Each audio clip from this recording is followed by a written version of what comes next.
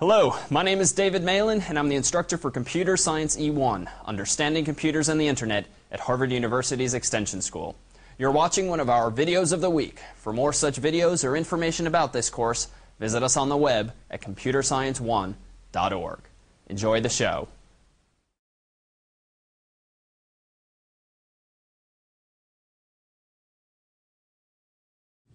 Hello, my name is Ray Diaz. I'm one of the TAs for Computer Science E1. Welcome to our video of the week. Today I'd like to talk to you about browser extensions. Lots of popular browsers have lots of add-ons written for them to enhance their functionality. In particular, today I'd like to talk to you about Firefox browser extensions.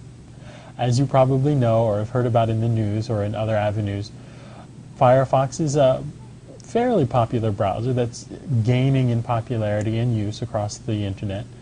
Firefox is a browser that has a lot of add-ons written for it, and if you're curious about what they are, what's available out there, if you'd like to browse a list of everything you can install to enhance the functionality of your browser, you can go to addons.mozilla.org and take a look, and I'd like to talk to you about a few that I personally like a lot. As someone who works on web pages a lot, one extension I really have found immeasurably useful is HTML Validator.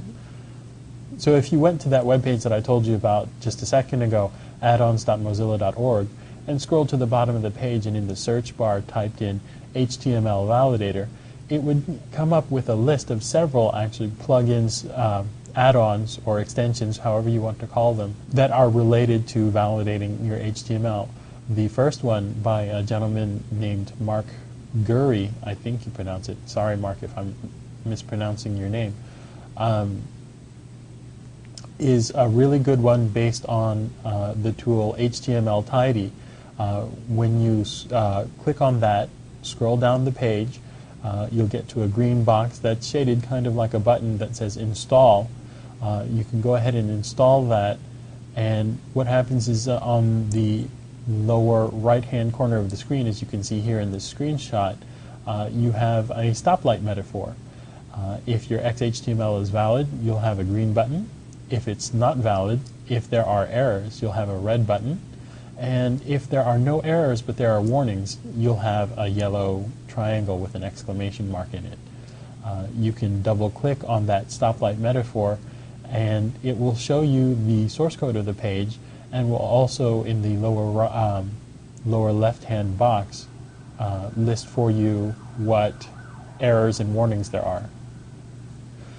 Another extension that I really like is the Web Developer Toolbar. Again, just as with HTML Validator, if you don't know where to find it, you can just go to addons.mozilla.org, type in Web Developer Toolbar in the search box, and there you go. Once you've installed it, and restarted the browser, it adds a toolbar near the top of your browser window with a bunch of functions. You can, for example, resize your browser so that you can see what things look at various resolutions. You can, for example, submit a page's HTML or CSS for validation through the W3C. You can highlight or outline various parts of a page, so on and so forth. It's really useful if you happen to do a lot of web development, or at least that's my opinion. If you're a person that likes to do a lot of JavaScript and you hate the idea of having to debug it either through just getting errors or inserting a lot of alerts or what have you into your JavaScript code, you can use a couple of JavaScript debuggers for Firefox.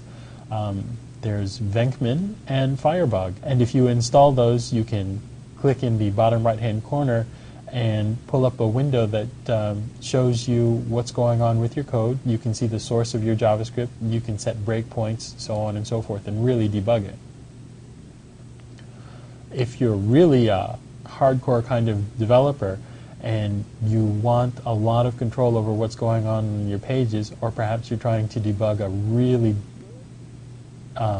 persnickety problem with your web code, another extension called Live HTTP Headers is a really useful one. What it does is it shows you in a sidebar window the header traffic of the packets that are going back and forth between your browser and a web server. It's really useful to see things like expiration for particular objects. Say you're trying to debug something from a content management system, so on and so forth. It's really nice, and you can save a log of the session for further analysis later. And another thing you can do with your Firefox browser, probably the most popular thing, certainly more popular than these sort of geeky developer tools, is you can apply all kinds of skins to make it look however you want. If you like, you can even, should you aspire to, write your own skin. Folks have written all kinds of skins for this browser. I'm sure you can make it look like anything you want, from a Star Trek-like control panel to another browser, actually.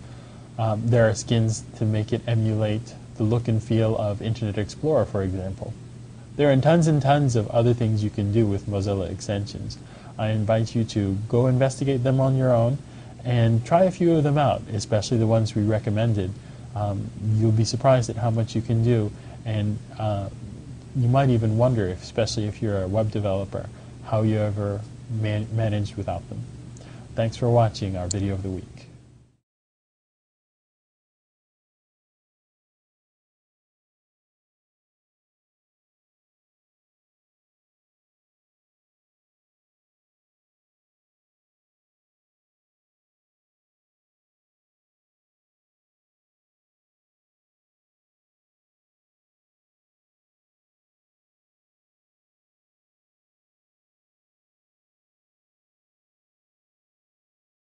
You can go to addons.firefox.org,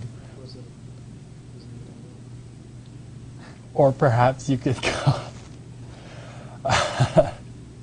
What did I say? You said addons.firefox.org. Or you could just not listen to me and go do your own thing, because there are skins to make it emulate the look and feel of Internet Explorer, for example. Not that that makes anybody happy. Sorry.